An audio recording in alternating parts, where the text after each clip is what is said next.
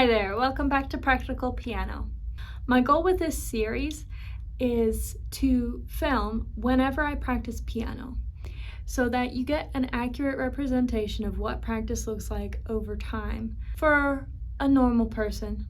I'm an intermediate player, so you're maybe going to see different levels of progress, and I'm also a lecture style learner.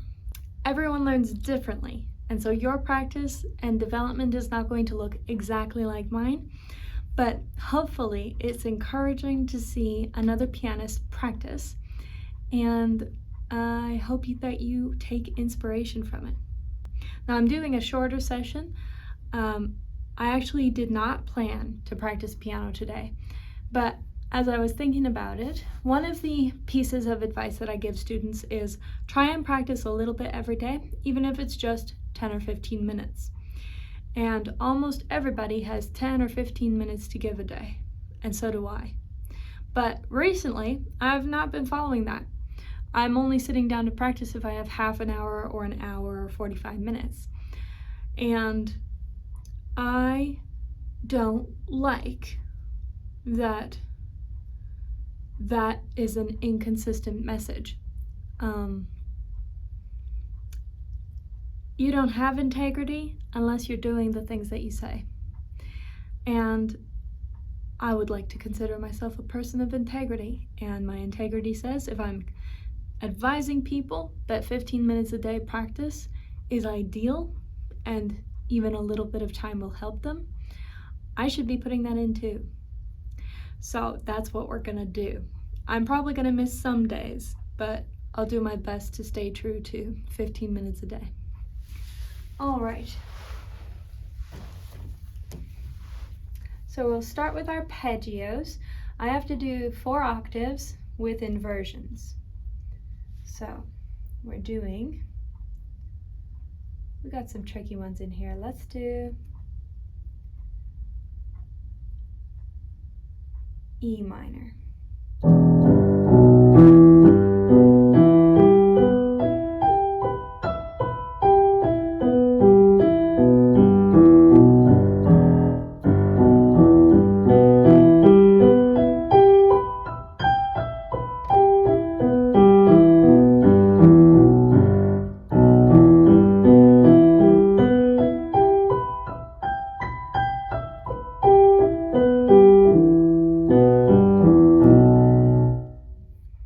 Let's do G major.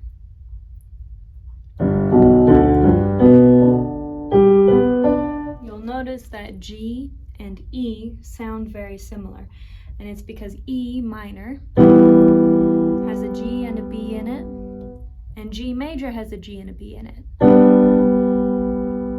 So they sound very similar, and that makes it a little bit tricky.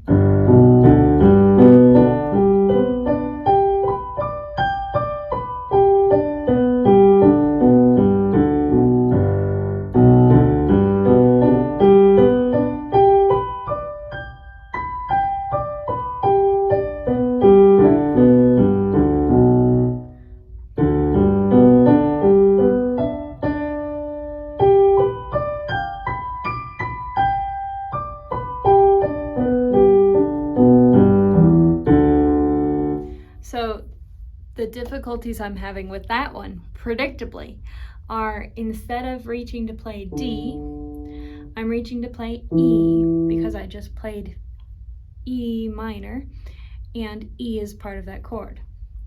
So I have to watch out for that as I go to play. We'll do it again, G major.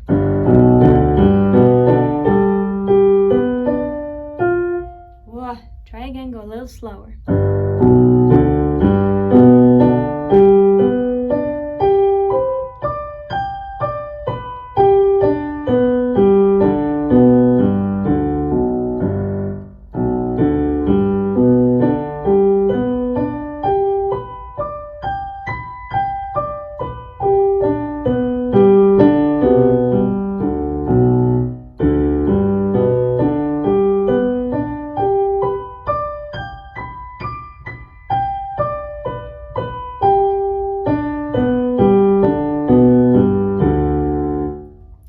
forgot to mention, the video is going to cut off abruptly when my timer goes. I don't edit these videos because I want you to see mistakes and see resolutions to mistakes, because that's all part of normal practice. And I don't want to conceal any part of normal practice. I want to reveal it all. So that's what we're here doing.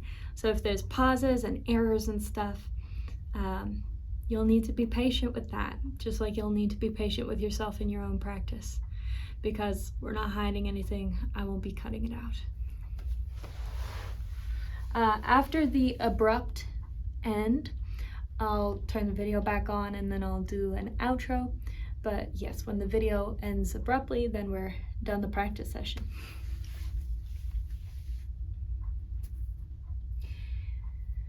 All right, let's do some harder arpeggios. We have A sharp. Why did I write down A sharp there? Oh, I was playing the wrong arpeggios. I had written out the G sharp harmonic scale. So I'm looking at G sharp and going, oh, G sharp, I have to play this arpeggio, I have to play that arpeggio. I don't have to. But I did actually have to play E minor and G major. Very good. Okay, let's do a harder one. We've got G sharp, why not? G sharp minor. That one's tricky.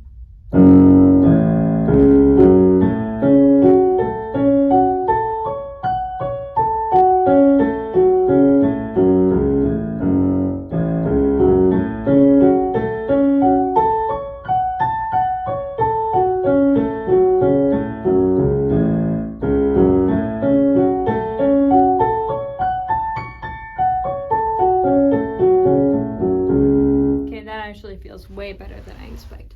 Now, if you're watching these and you're paying attention to the fingering that I used for the G sharp was quite different than what I used for the all white key arpeggios.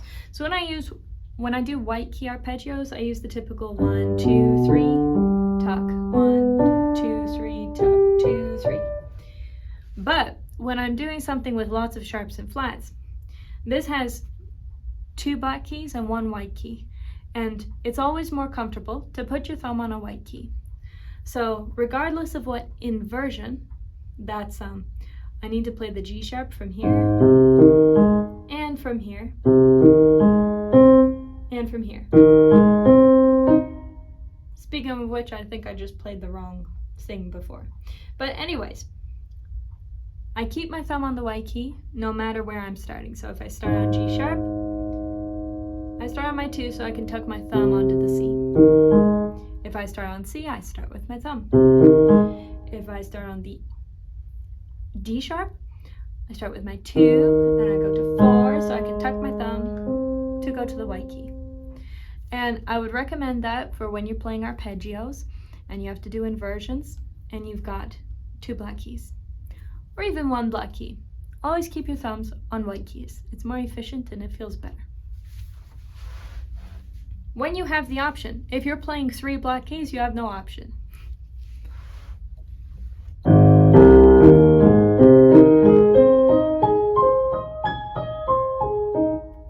I playing a minor? I'm playing a minor. Let me try again. Because I was just playing a major, I should be playing the minor.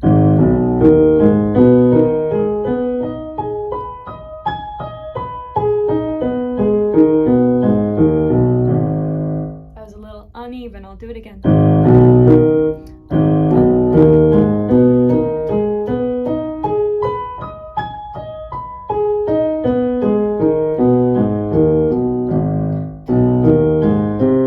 Whoa, I went from minor to major there.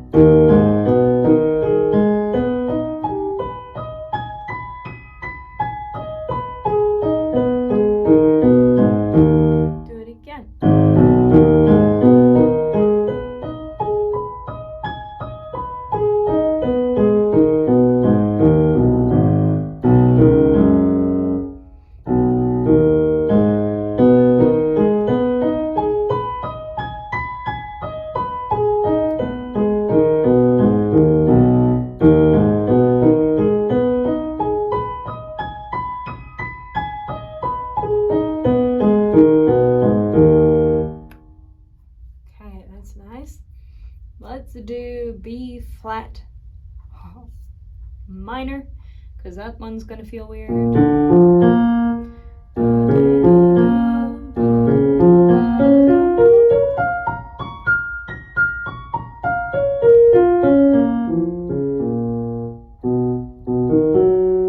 So let me give you a tip about the B and the B flat scale, or not scales, arpeggios, as far as the fingering goes.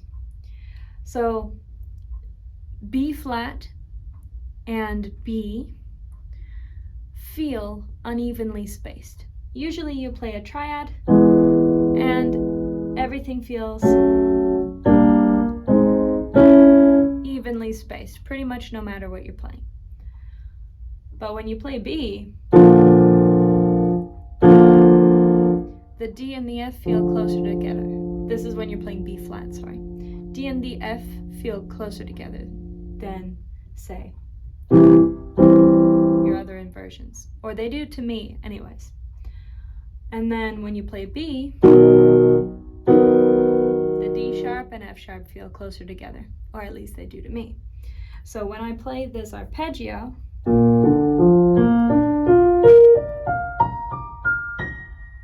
when I play B flat major,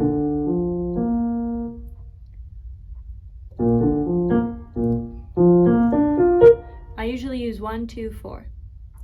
The 1, 2 to go with the things that are closer together. Now let's play B flat minor. I have B flat and D flat, and then I have this F. I use only these 3 fingers on the arpeggio because it's very comfortable. Oops. Whoops. I'm mixing up all my B's. B minor, B flat minor. So the 2, 3, 1 is like the easiest reach for me. So B flat minor, 2, 3, 1. B flat major, 2, 1, 2, 4, 1, 2, 4. B major, 1, 2, 3, 1, 2, 3.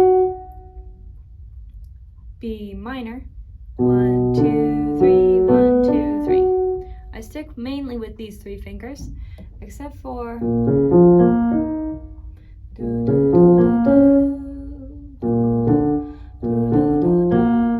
the B flat major. I'll play with 1, 2, and 4. So it's a bit unusual. It's a bit different from other arpeggios. Same thing with the left hand. I usually use 3, 2, 1 for B flat major, 3, 2, 1 for B flat minor,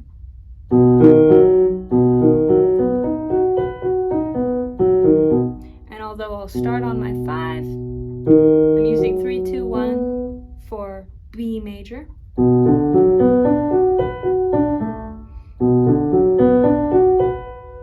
for B minor, I'll use a 4 because 5, 4, this is the part that's really close together. That feels weird. 5, 4 is close together, and I can do 2, 1, 4, 2, 1, 4, 2, 1. So the fingering for B and B flat majors and minors is odd compared to other arpeggios. Okay. Let's move on from those. We probably spent a bit of time on there. Yep. Let's do Rhondo Alla Turca. Let's see how far we get. I want to get to this chord passage.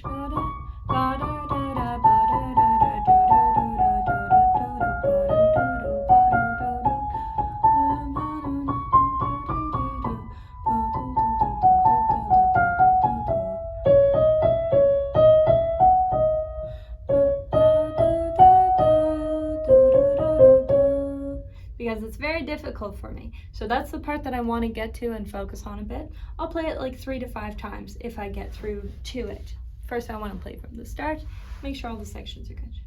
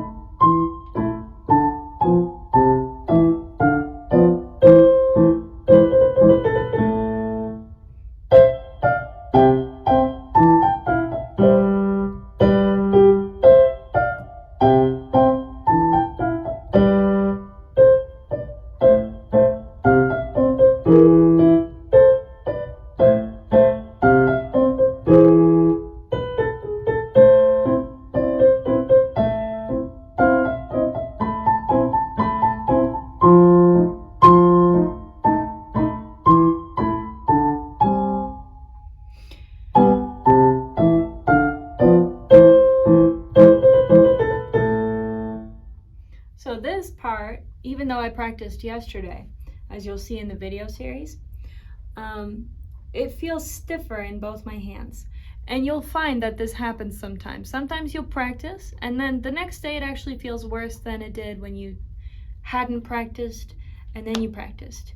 It felt better then, and now 2 days in a row, now it's feeling stiff, or it's feeling not as good, or you're making more mistakes. It's normal to cycle through ups and downs when you practice. So I'm not worried about this part, because I know that as long as I keep giving it some attention, it will progressively get better, even if it's a 10 steps forward, 7 steps back, or 10 steps forward, 5 steps back.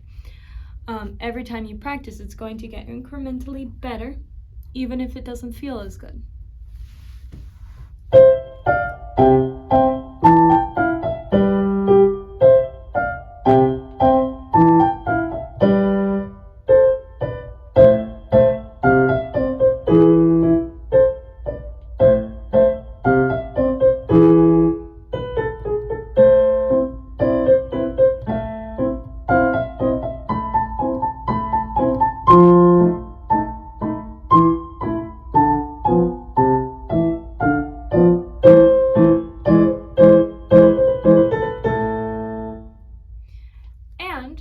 For your own curiosity, if you're curious, you could go back and watch the other video and see, I feel like this section is not as good, but is it actually objectively better today than it was yesterday?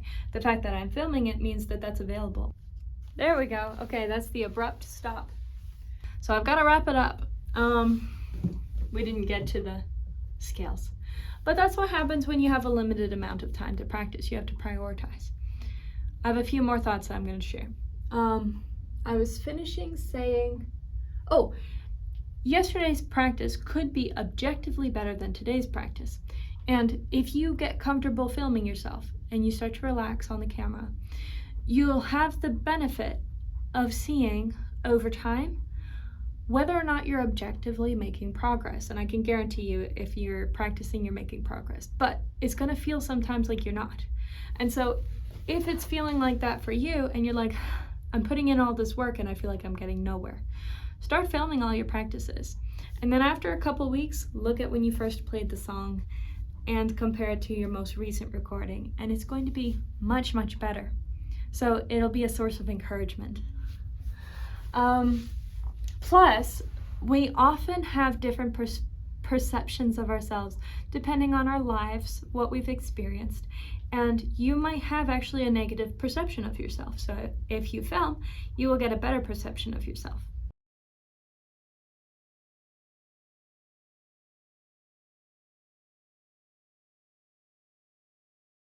On the other hand, if you're overrating yourself, you're too confident for your actual skill level, that is going to reveal itself to you as well, which will be painful, but worthwhile. If you're the kind of person who wants accurate feedback, it will be worthwhile because you will be able to reprioritize. Because if you're that kind of person, you're overconfident in your skill level, when you realize how low your skills are compared to your perception, that's going to probably drive you to work towards how you actually perceive yourself. Okay, the other thing I wanted to say was, I bet you I've forgotten it. Let me play this one more time and see if it comes back.